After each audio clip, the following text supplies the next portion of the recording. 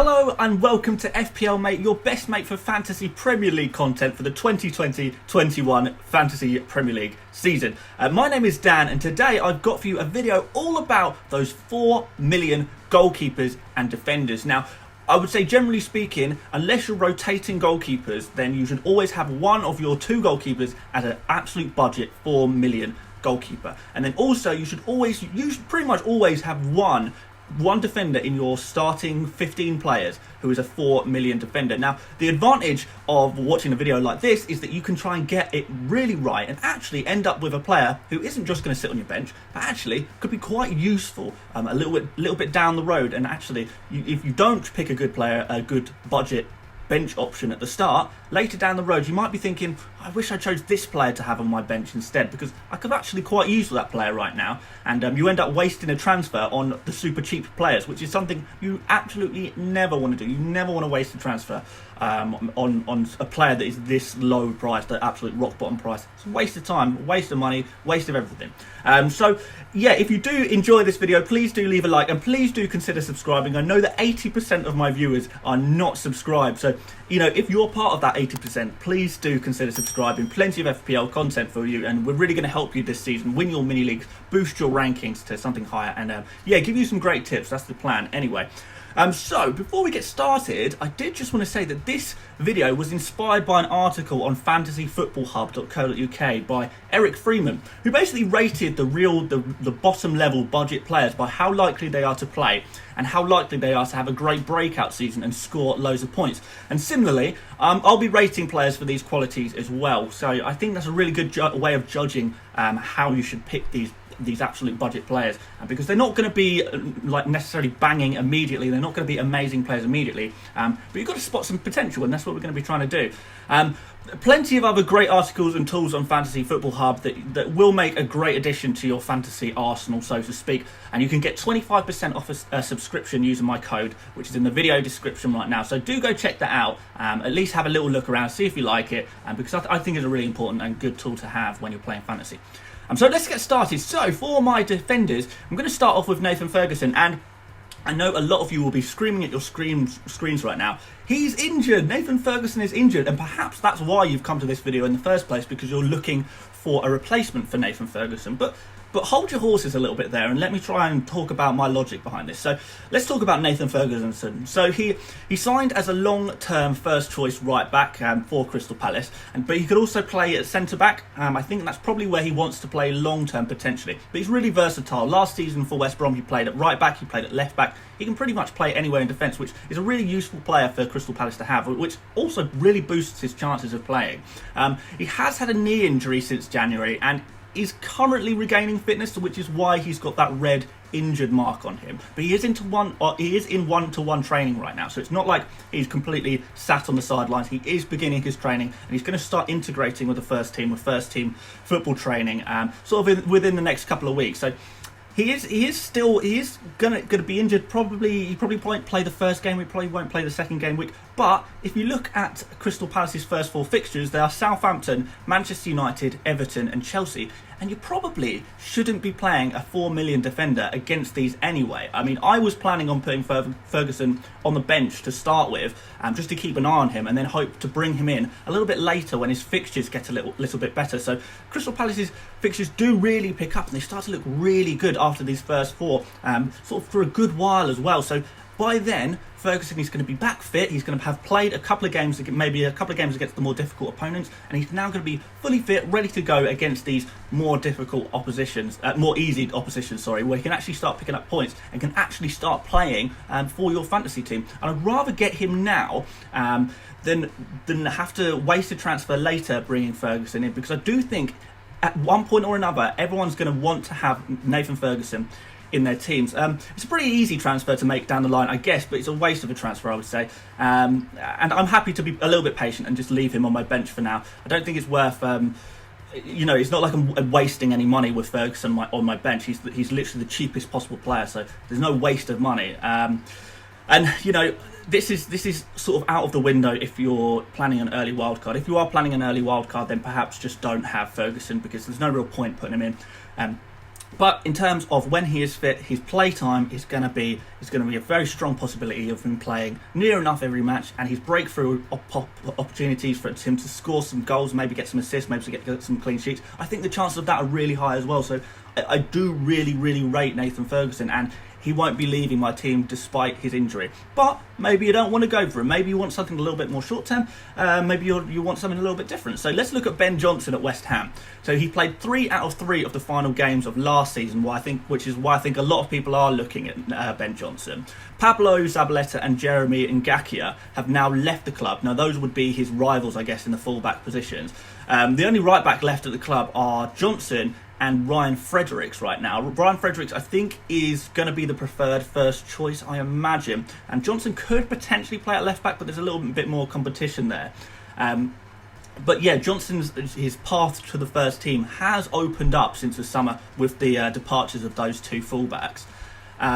But the other thing is that West Ham actually don't have particularly good fixtures. Actually, they look pretty bad after their first game against Newcastle. But in terms of Ben Johnson potentially having a breakthrough season, I think it could happen, and I do think he could have some first team opportunities as well. I think, Fredericks is probably going to play more often, but maybe Ben Johnson plays a couple of games, he really impresses, and then he gets to stay in that position. So yeah, I do think Ben Johnson is a good player to consider if you're not going for Ferguson.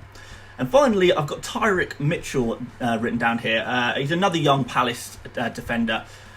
He's a left back, and he's being called the next Aaron Wan-Bissaka. I know Aaron Wan-Bissaka is a right back, but yeah, because he's another Crystal Palace youth product, I mean, everyone's at Crystal Palace is being called the next Wan-Bissaka, but Tottenham are also interested in Tyrick Mitchell, so there's definitely some potential there. He did play a couple of games for Palace at the end of last season, possibly because Palace didn't really have anything to play for, so they were just chucking in a few youth players. But the interesting thing is Patrick Van Aanholt is injured at the moment, which does leave space for an understudy left back, which Tyrick Mitchell, a lot of people are saying it could be him, but I'm not so sure about this. Jeffrey Schlupp could fill in at left back. He has played there before, so it could be that he's preferred to Tyrick Mitchell there. So, I mean, I guess the playtime opportunities is medium. When Van Aanholt comes back from injury, it maybe goes down to a low, and his breakthrough chances, I think he's got a fairly good chance of a breakthrough if he does impress, if and when he does play. So now we're just going to move on to some players who I think, maybe you think they're too, I think they're too good to be true. So these are the players who, they seem to have really high ownership. A lot of people are going for these players, but I'm not really sure that it's a good idea to go for these players. So Bernardo, first of all, 11% owned. 11% of people have Bernardo in their team. He was a top scoring 4 million defender of last season, and I think that's why people are going for him, but I don't really expect him to play. He's not really in favour at all, to be honest. So yeah, I can't see him being a great player to bring in. Jared Braithwaite, 6% owned. He did play a couple of games last season, but I think he's unlikely to feature now that Holgate is back fit. I think out of this list, Braithwaite is probably the most likely to be an okay pick, but I'm not fully keen on him.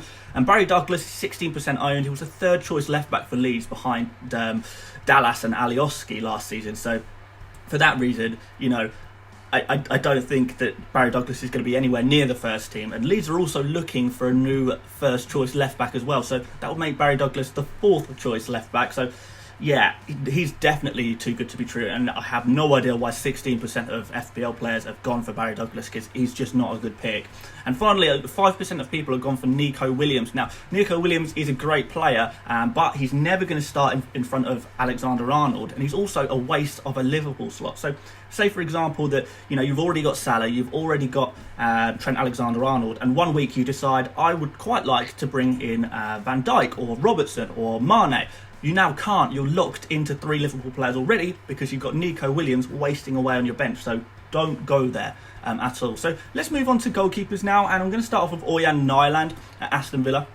So with first choice keeper Tom Heaton injured and not expected back till mid-October at the earliest, this makes Nyland the current number 1 choice keeper for Aston Villa unless they sign someone else. And this does make him a great backup option just for the time being, as there's no other 4.0 million goalkeepers that I expect to actually play football.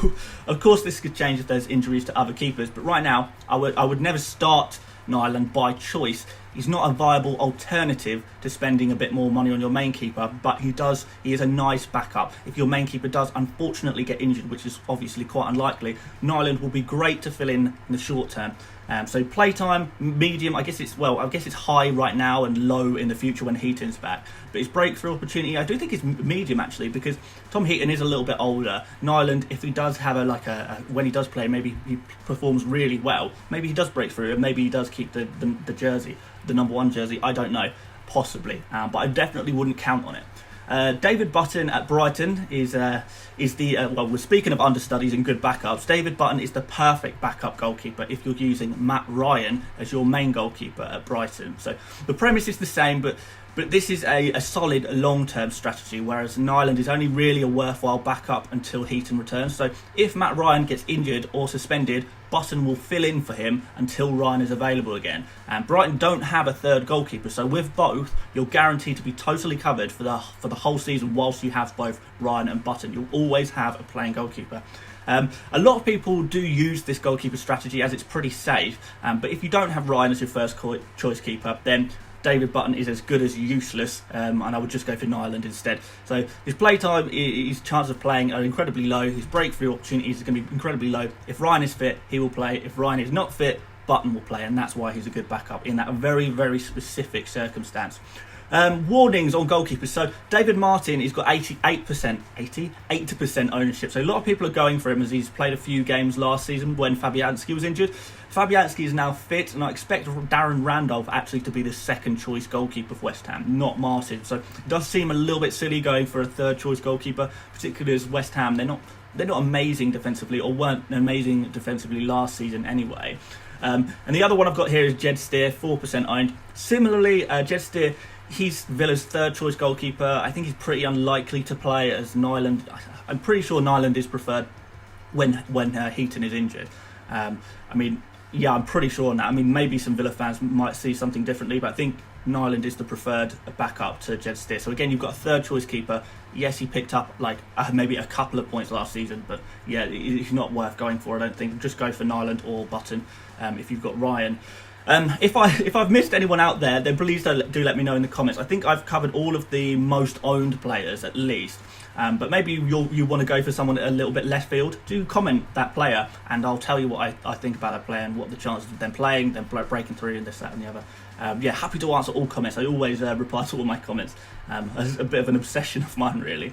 Thank you so much for watching. That's the end of the video. As I said, if you have not subscribed, and 80% of you watching will have not subscribed, please do consider it. I'm trying to get to 20,000 subscribers by the start of, by Gameweek 1 really, and I do think that's really possible, but I can only do that with your help. If you do want to have a look at Fantasy Football Hub, again, 25% off if you want to go for it. Just click on the link in my description and you can get that offer. If you want to join my mini league, if that's in the description, Twitter is in the description, Instagram's in the description, everything's in the description, so go check that out. And that's pretty much it. I really hope you guys will join me for the next video, and until then, I'll see you later, mates. Bye bye.